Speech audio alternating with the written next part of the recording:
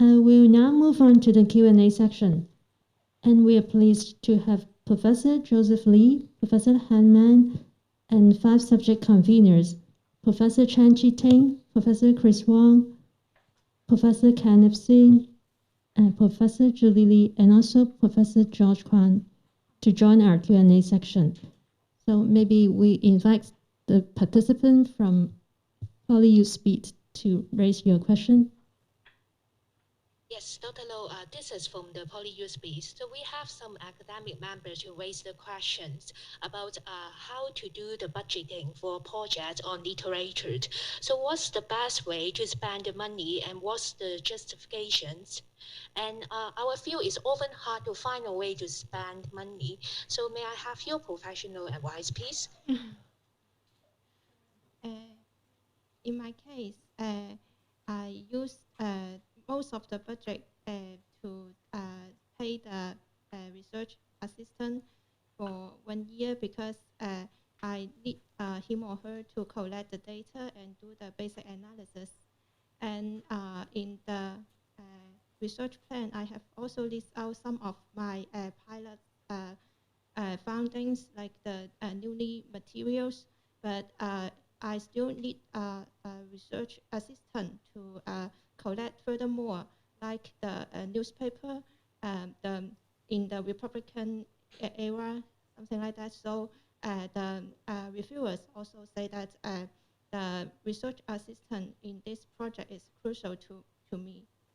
And I think if some other teachers with the teaching relief can also be applied. But in my case, because I'm research assistant professor, so I already do not have much teaching hours. So my budget is mostly paid to the research assistant.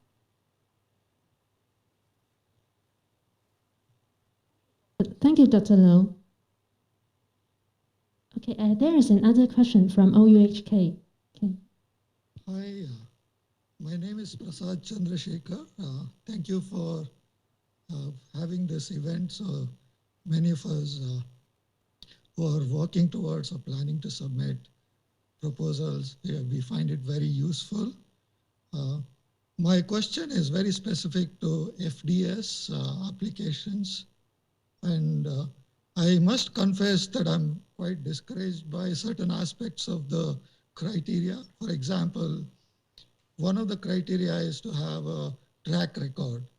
And I see that many of us in applying to FDS are early career researchers who've just finished their PhDs. And they're unlikely to show like a very clear signal on their publication track records. And this has come across quite often in my own feedback of FDS applications, wherein I feel that reviewers tend to use this as a heuristic to evaluate my own applications. So I think this might have this kind of a Matthew effect, wherein if you have certain kind of clear signal, then those kind of researchers can accumulate more and more resources because of funding. So, I mean, this is an issue that's been debated not just here, across the world. I want to know why this is such a clear criteria for the basis of funding of FDS.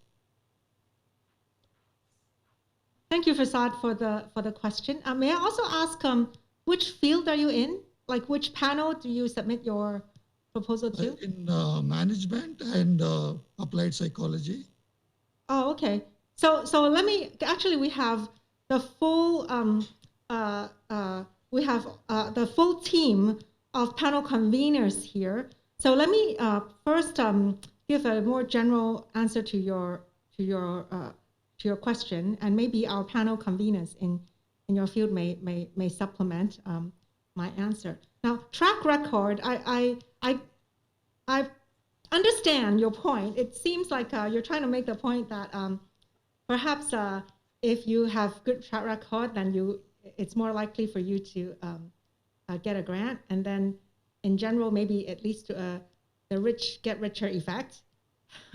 But actually, I think what one should say is in our recent years of reviewing green PIs, right? PI proposals. Actually, many of the proposals that we see for green PIs, and for your information, the green PI proposals are reviewed separately from the regular group. Okay, so so that levels the playing field, number one. Second is track record is helpful in trying to convince the reviewers that you have accumulated sufficient insights and experience so that your proposed methodology has a higher confidence to be a sound methodology and to be feasible. Okay, so I think that track record plays a role there, but I must also emphasize that it is not the single determinant of success. So I hope that appeases your concern.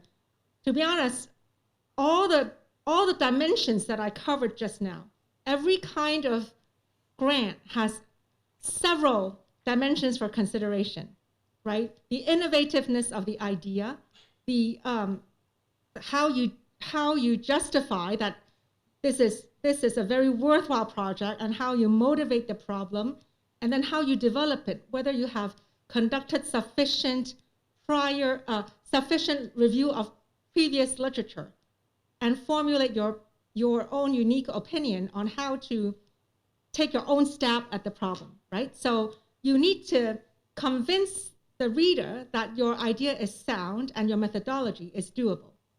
And I think that also builds up your track record. Because in fact, from personal experience, I always find writing proposals, the process of writing proposals is a process whereby I educate myself as well. So I think it's not, in general, track record is something you have to work hard to build up. And I actually thank our speaker, Dr. Christine Lowe, because she was saying, she actually emphasized track record, but at the same time, she also showed you that the second proposal she submitted, she placed a lot of emphasis in developing the problem, and she leveraged upon her experience in writing that proposal. So again, I think you develop your experience, you can show it in your writing. It's not a plain figure of the number of years you have been studying this topic, for example. So I'm just going to stop at that, and if you have further questions, please feel free to follow up. And I just want to ask if our panel convener, you're in not humanities, or sorry, I forgot, management. Psychology. So I guess Julie. Yeah. Okay. Yeah. And thank you for your question. I just want to second Helen's comments. We do treat PIs, green PIs, especially. Actually, we are very supportive to green PIs. And the second comments I want to make is, well, based on my own experience, no, the track record has never been a deciding factor. It is the quality of the proposal that makes the difference. I also want to make some suggestions to the green PIs. There's a difference between a grant proposal and a consultancy project. Oftentimes, the green PIs are very smart. They're able to identify researchable problems, but there's a lack of theoretical background. So I would suggest that the green PIs pay more attention to a theoretical significance of your project. In particular, ask yourself, if there are some variables in your conceptual model, ask yourself, are there any theoretical background or justification for those variables? You have to be able to justify your variable selection. So that is my suggestion. Thank you. Thank you. Thank you, Professor Lee and Professor Mang. And now we also have one question from Su Yan. Okay, maybe the participant from Su Yan, please ask your questions. My question is related to the IDA's infrastructure. The first one is can we apply with several independent small projects under one proposal? And the second one is also related to the IDA's infrastructure. It's about the requirements of the deliverables. So, for example, what specific type of deliverables that is required by the RGC? Okay, so so first of all, the IDS infrastructure is really there to, this is a very special grant for your information, because for the UGC funded sector, we don't have such kind of grant. And the research infrastructure grant, it's, you know, by virtue of its name, you can tell, it really aims to build up the infrastructure in the university. So therefore, it is certainly not a combination of small projects, right? It must have a strategic direction that is congruent with the strategic emphasis or the strategic direction of your institution. And which means your institution has a certain, you know, one of several strategic directions, and you may pick one of the strategic directions, and you can try to apply for the IDS infrastructure grant to build up in that sense. Now, in fact, there is a rather wide spectrum of proposals that we have seen under the IDS infrastructure grant. In the early days, we actually have institutions coming in to build up a research office, right? Because if you want to support a research community within your institution, you need the fundamental infrastructure of a research office with the appropriate staff with skills to help support research proposal development. And you also need other infrastructure support, such as databases, or such as certain computing facilities or surveying facilities, etc. But in the follow-up stage, we actually see more proposals that aim to really build up their own institution's strategic areas. Again, I want to open up because we have all our panel conveners here. So if any of our panel conveners would like to chime in, please feel free to do so.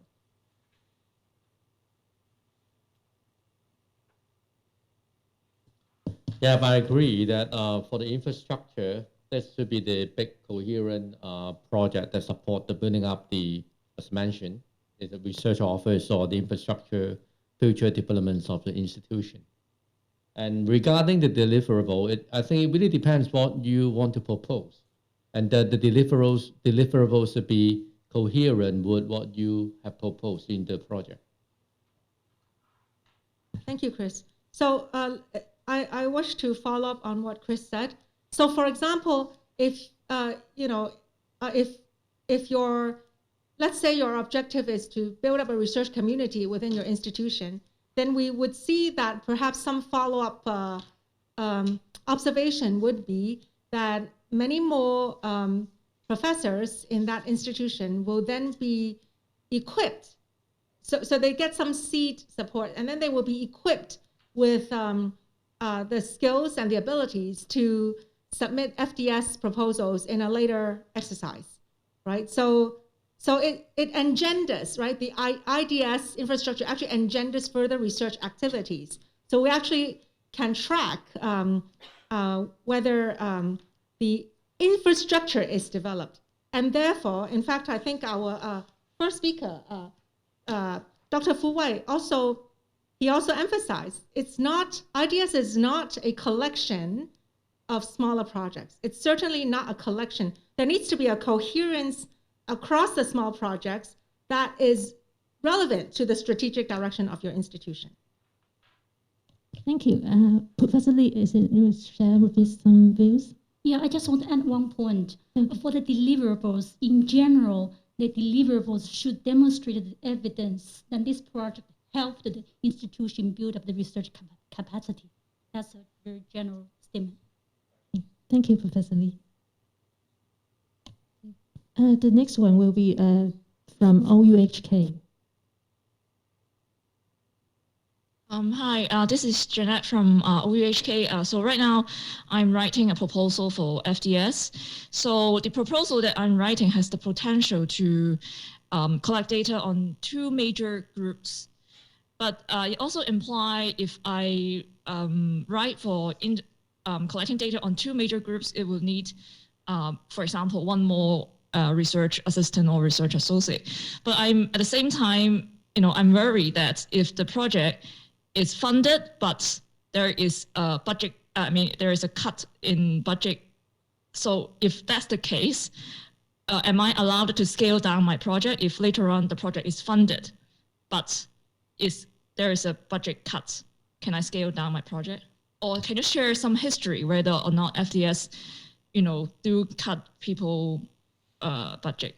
Yeah, so Jeanette, thank you for the question. May I ask which field are you in? Nursing. Nursing. So School of Nursing. Yeah, Mr. Chris, would you like to answer? This is the usual practice, not just for this funding scheme, for other funding scheme as well.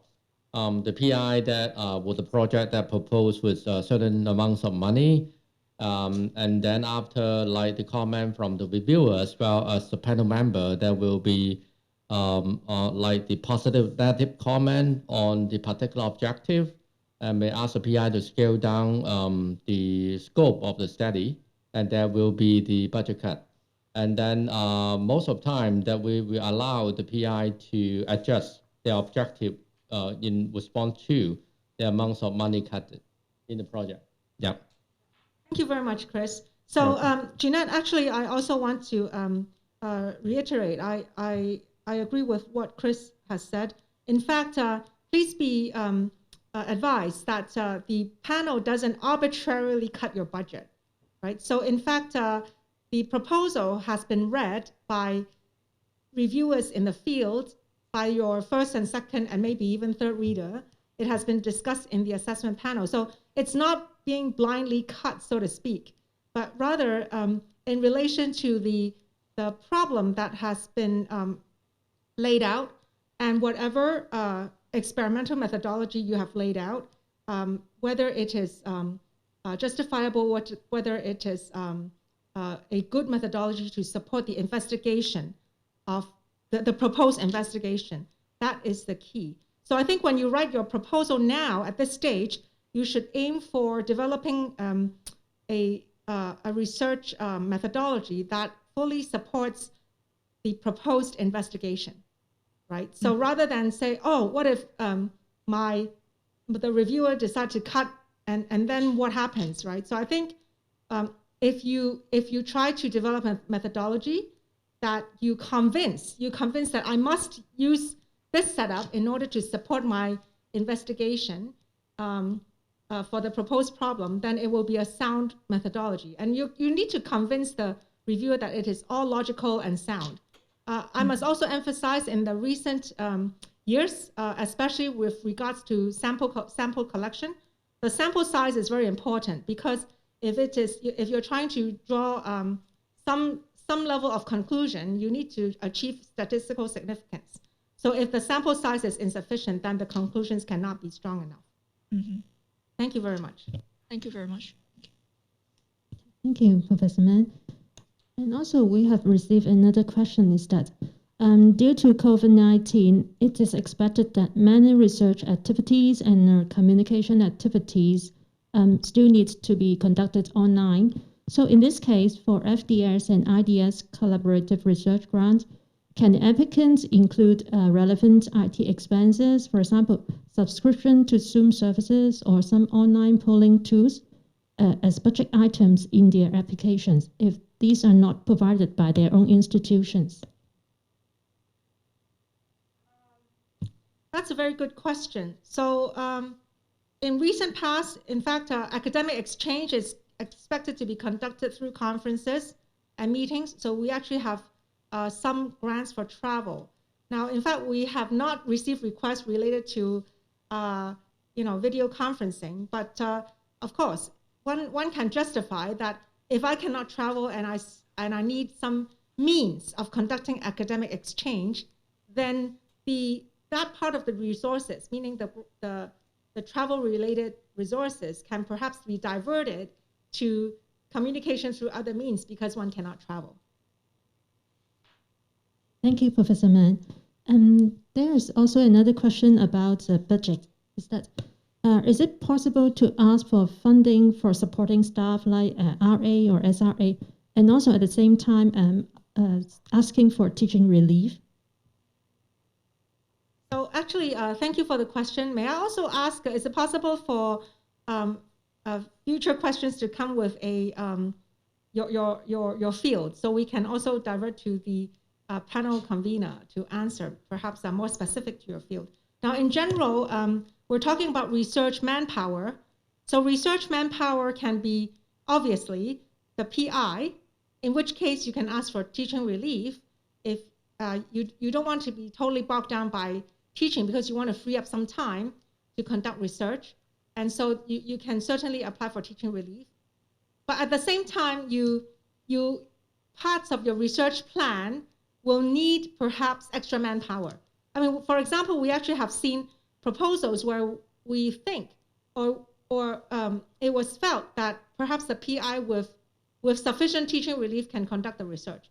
But there are other proposals where the PI will need research staff in addition to himself or herself to conduct the proposed research. So it really depends on the proposal. Actually, I can think of a good person to answer this question. Chi-Ting, would you like to answer this question? Because oftentimes in science, this is a consideration.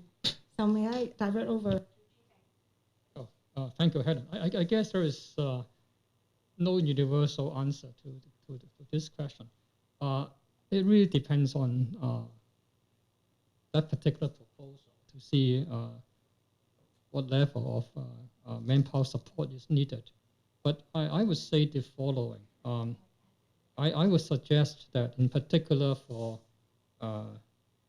younger researchers, I would suggest that you ask for the maximum allowable teaching relief because we all know that the faculty members in these self-financed institutions, they have very heavy teaching duty, and therefore they are probably not so easy to find the time to do some research work, in particular in the area maybe of physical science. And so for that, I would strongly suggest that you really ask for the maximum allowable hours of teaching. Now, on top of that, once, for example, you ask for teaching relief and teaching relief is granted, now would the panel still allow you to ask for some research assistant or SRA? It really depends on the project, okay? There are cases in which the panel would feel a little bit reluctant to grant the full budget. Now, for example, if you are really a young researcher that you just have been granted a PhD maybe for 1 or 2 years, and then you write a proposal, and then you ask for a senior LA, and then the reason for asking a senior LA is because you're very busy to teach, and therefore you have no time to conduct the research, and because the research itself is quite difficult, and therefore you cannot ask a junior RA to do, and therefore you have to ask a professor level people to do it for you. And now that sounds logical, but from the viewpoint of the panel, then we will ask the question, is that why should I give you a funding to hire somebody to do the research for you? Although even that the more senior the people you hire, the higher the chances of you delivering or finishing your objective. But the purpose of these grants is to develop your own research capacity, and not to find someone else to do the research for you per se. And so you really have to think about to see what is the purpose of the grant itself. And so I think. Thank you very much, Professor Chan. And in fact, just to provide an alternative perspective, may I invite Professor Kenneth Sin to comment based on the panel on humanities? Yes, in our panel, we have similar view as other panels that usually we allow the teaching relief. That means because of the heavy workload in the self-financing institute, therefore, we hope they can have more time in doing the research. Therefore, for the research assistant support, we hope that their role is just to help the supervisor for the maybe the research data collection and other coordination work. But for the writing or for others high level of work, we assume that the PI should take this role in doing this. That means we doesn't want to have someone to do all the project work and even for the writing or submission of the manuscript. Therefore, there should be some balance for asking for the manpower. Any other team members? Okay. Okay, let's move on to the next question. Hansan University would like to raise a question. Yes, please. Professor Meng, thank you so much for the sharing. So just now you mentioned the sample size is very important because our findings can be more generalizable. So I wonder, does it mean that doing qualitative research may not be a good idea? Because sometimes we have to do research at the classroom level. So sometimes it's very difficult to do the research in different institutions. So maybe we may just focus on one institution, and then the findings may not be so generalizable compared with quantitative research. And I think it also has something to do with the impact. So does it mean that if we do qualitative research, then the impact may not be so big? So that's my question. Yeah, thank you.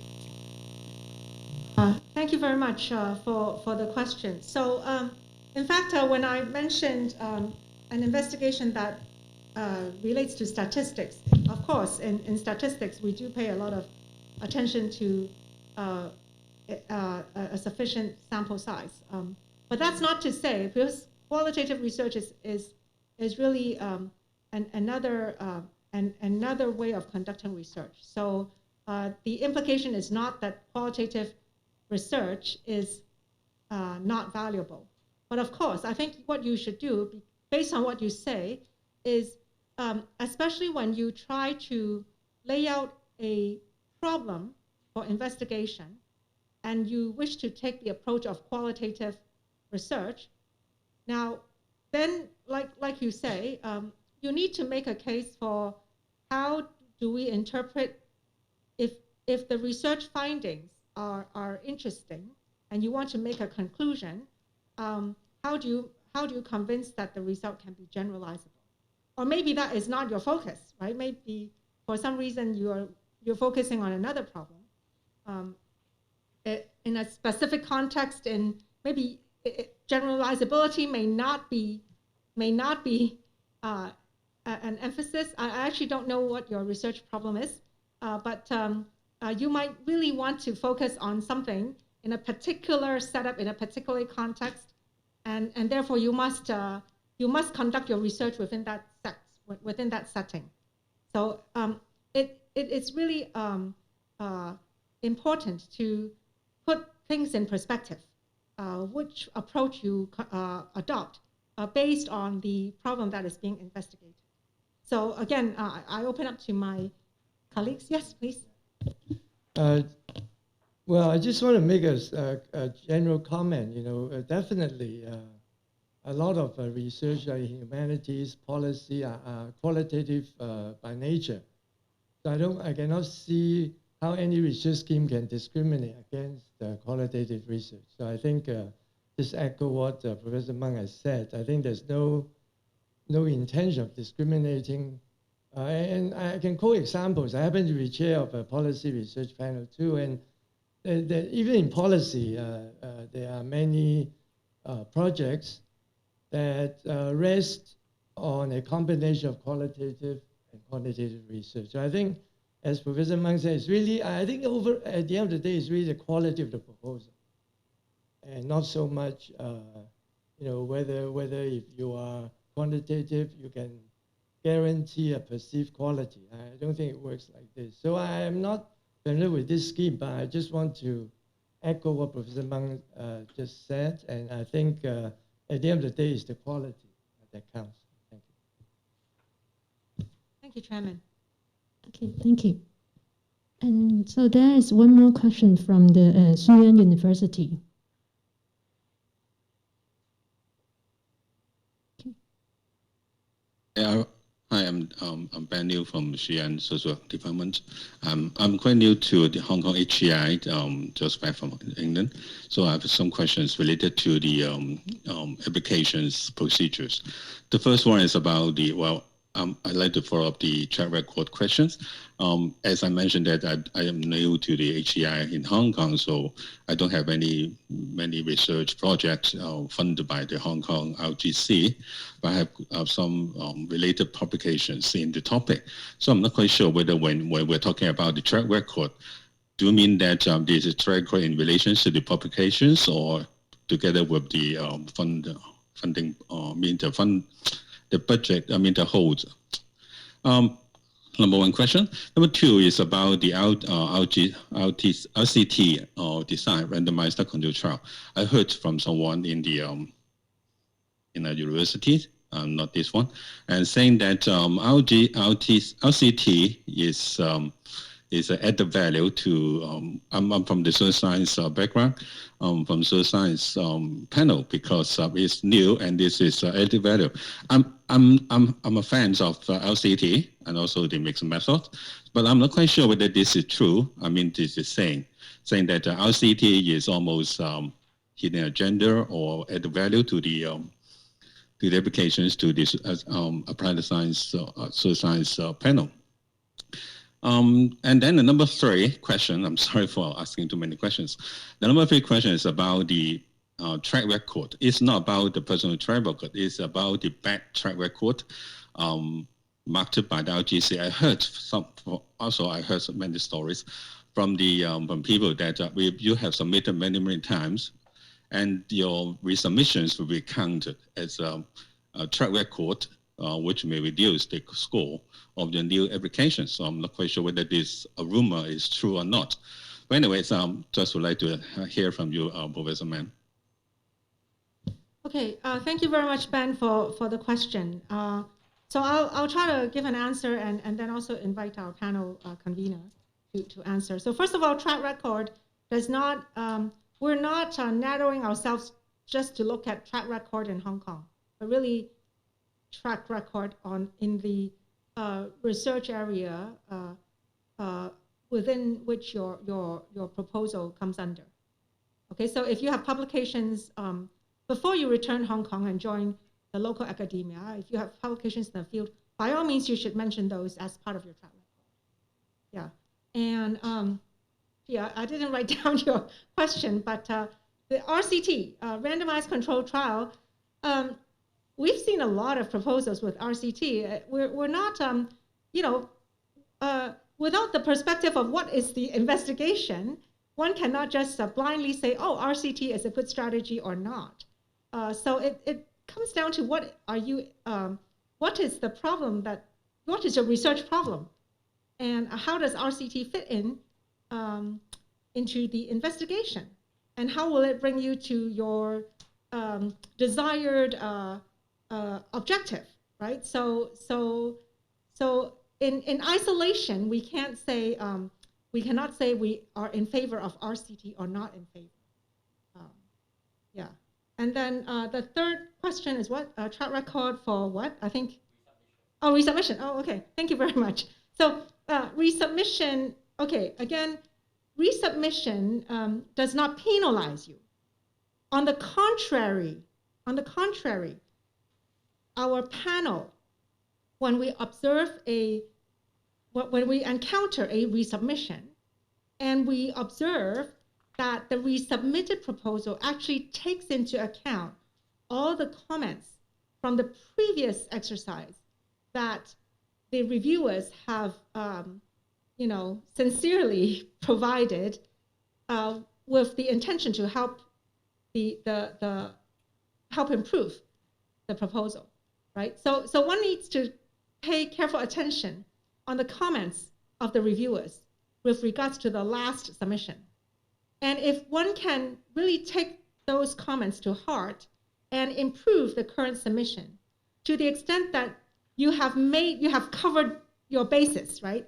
You have covered all the possible points of attack that people can criticize your current proposal, right? So in fact, the previous submission, in fact, helps your current resubmission.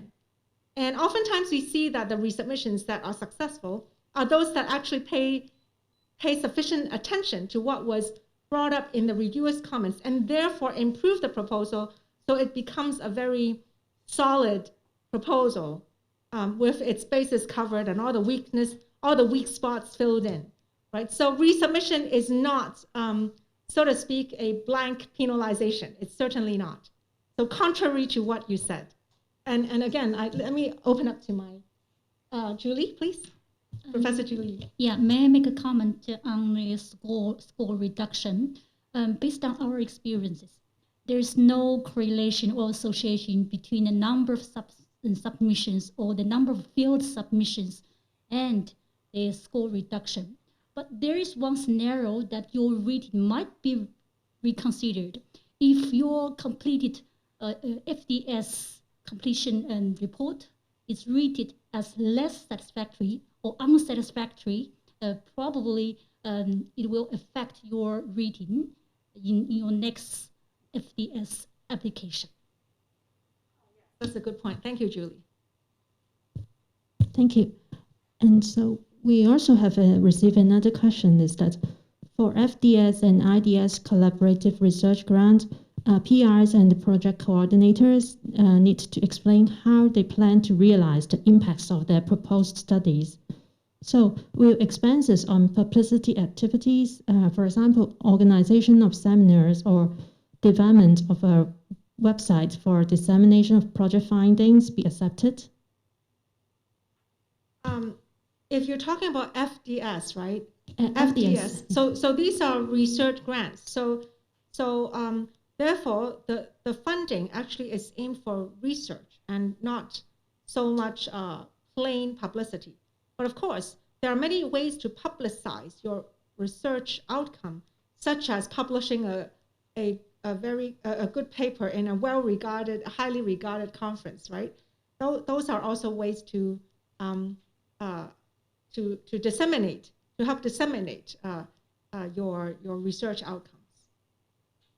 So just plain website build. Actually now there are so many canned tools. It almost costs nothing to build a website.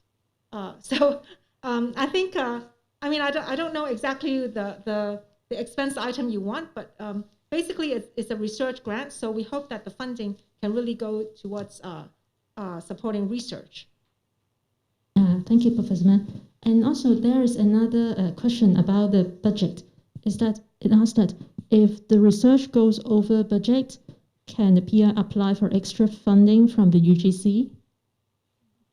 No, because you can go under budget, but you can't go over budget. Because once if you think about it, the exercise, the funding exercise, going through the proposal vetting and so on, when it's been conducted, the decision is made, the proposal is funded, and it carries this amount of funding, and therefore you have to work within the means of the granted amount. Okay, thank you, Professor Mann. And also, there's another question. This one is about the resubmission. It said that in some cases, a proposal will receive diverse comments from different external reviewers. So how should the applicants deal with these situations in preparing a resubmission? That's a good question. Okay, so one needs to oftentimes reflect upon what the reviewers are trying to tell you when you receive the comments. Sometimes it is possible that because of ambiguity in the presentation, a reviewer may have interpreted the proposal in a way that is not perhaps not intended by the author of the proposal, and that may have led to certain comments, right? And if you say you've received divergent comments, then maybe that's the cause. So one must consider the cause of the differences in comments. Now, if that's the case, oftentimes we need to really explicate, really lay out and explain the problem very clearly, so that there is no you want to bring the ambiguity to a minimum, so that what you want to do is clear. Now, if there are divergent views between reviewers, then you have to try and address those and argue why one view may not be applicable to your proposal, and why the other view will stand, right? So again, it's such comments, you should try to utilize the comments to your own advantage, rather than just say, well, they're irrelevant, or they're just a criticism of my work. It's not that. One must try to utilize the comments to the best advantage if you want to attempt a resubmission of your proposal. So again, I wish to always open up to my colleagues if our panel conveners would like to add anything. Yes, Chris? Yeah, to me, I think it's very important to read carefully the question of the reviewer. And so you have to read, okay, deep down to think why they may have diverse issue on your proposal. And you may be able, if you cannot dissect why it is like this, you may ask your mentor or senior professor in your institution, or ask other collaborators to help you to understand why they have different view in your proposal. And then you have to lay down, as Helen mentioned, clearly to address the questions of the reviewer in your resubmitted proposal. Yeah. Thank you, Professor Wang. And now we have one more question, is that some non-PhD teaching staff do not have experience in applying for a research grant. Is there any advice for them in preparing a proposal submission?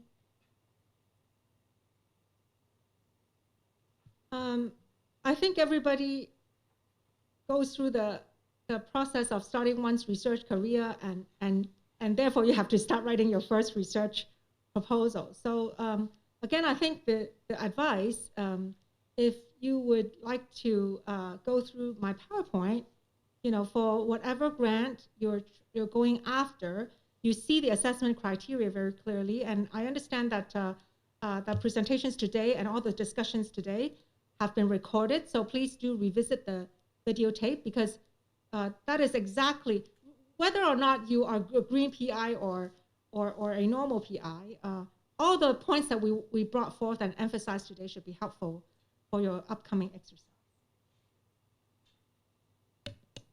Thank you, Professor Mann. Then I wish you all good luck and good skill for success in the upcoming exercise. Back to our chairman, would you like to close? No, I just want to thank everyone for attending this.